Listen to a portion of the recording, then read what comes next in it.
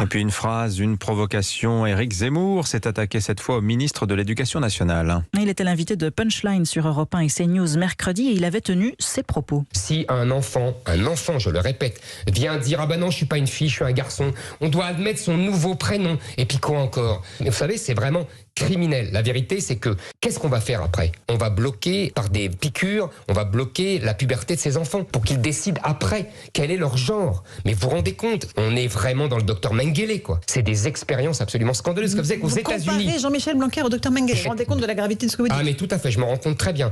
Le docteur Mengele, c'est ce médecin nazi qui menait des expériences mortelles sur les détenus du camp d'Auschwitz. Aujourd'hui, Jean-Michel Blanquer répond à Éric Zemmour en exclusivité sur Europe 1. Écoutez.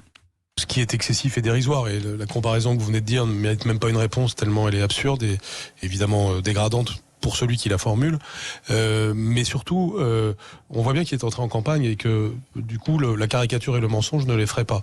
Ce qu'il a dit est totalement faux sur cette circulaire. Le sujet n'est pas d'avoir une course à l'identité sexuelle, le sujet c'est que tout le monde se sente égal et bien dans un établissement scolaire. Donc il suffit de lire cette circulaire pour comprendre que M. Zemmour a dit n'importe quoi, simplement ça enflamme les esprits, ça divise la société pour rien, ça insulte, en l'occurrence ça insulte votre serviteur, c'est dommage, je pense que son cerveau mérite mieux que ça, mais en tout cas je pense qu'on doit éviter dans cette campagne de rentrer dans ce genre de polémiques qui finalement sont très malsaines parce qu'on fait croire aux gens des choses qui n'existent pas. Encore une fois, sa méthode, on la voit bien là, elle consiste à pointer un problème qui existe bel et bien, des dérives qui existent ailleurs, je suis le premier à le dire, mais de faire comme si c'était ce que nous faisions et comme si c'était une réalité générale. Et ça, c'est évidemment très dangereux.